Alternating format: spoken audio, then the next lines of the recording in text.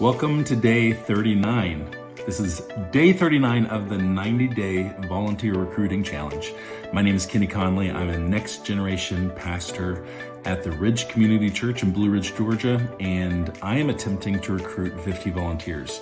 Now, in the middle of this process, I am recruiting volunteers and I'm onboarding many volunteers right now. And one of the processes that I'm involved in right now is as part of the onboarding process is interviewing our volunteers. And so this week we've been talking about three major goals of the volunteer interview. And we've talked about goal one, them getting to know you and your ministry. We talked about goal two of you getting to know them and getting to know who they are. And today we're going to talk, it's the next stage of goal two, but we're going to call this goal three. And it's asking the hard questions or diving into some of the harder topics in the process of getting to know them. Here's the deal.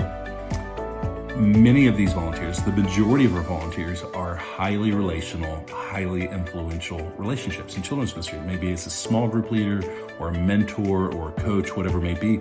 And these are volunteers who are going to have a lot of opportunity to communicate and hang out with and be an influence for these kids or these teenagers or young adults. And what I found in all my years of ministry, that the older the kids are, or if they're adults and you're looking for small group leaders, ministry leaders tend to pay a lot more attention to the types of questions that they're going to ask them to make sure that we're all on the same page theologically, biblically, all those other things. And oftentimes in children's ministry, we don't always ask all those questions because maybe like in our babies and toddlers, we just, we're not tackling big theological or biblical issues. And so we tend to just skate over these kinds of things. But I do think it's really important because whether they're, investing in littles or teenagers or whatnot,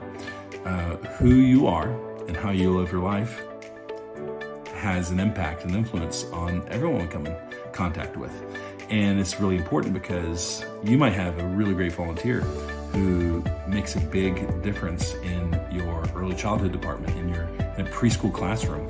And the kids come to really love this volunteer, and the parents come to love that their kids are with this volunteer.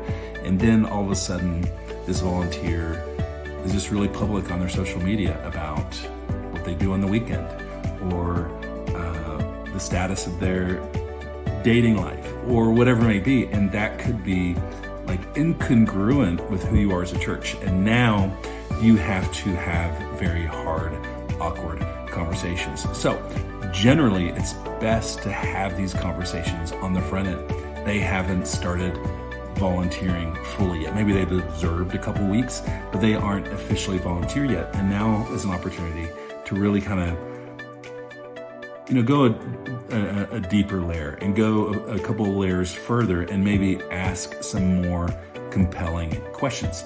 And maybe it's looking for those obvious things, like you're asking, like as you're getting to know them, you're asking about their relationship with God, about their relationship with their family.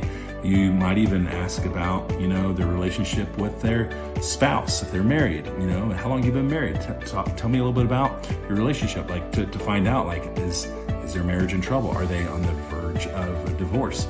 And it doesn't necessarily mean that some of these things might disqualify them for serving, but at least it puts it on your radar that maybe a small group leader in a preteen role may not be the best role for them right now, or small group leader for a high school girls group isn't the best role for somebody who's on the verge of their marriage breaking up.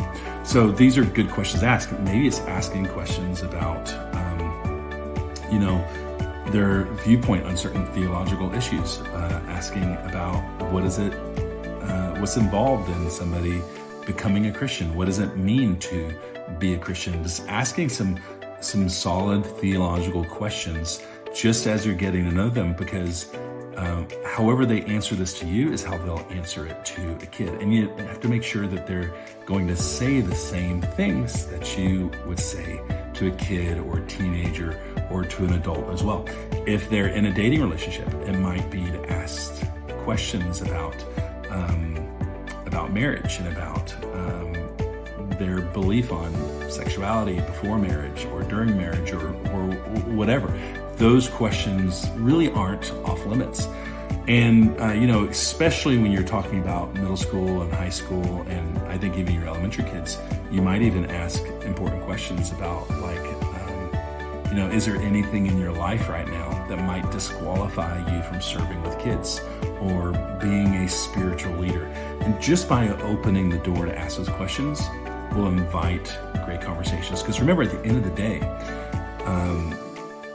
what happens in their life is just as important what happens in the kids' lives or whoever it is that they're going to serve. And so it could be that this interview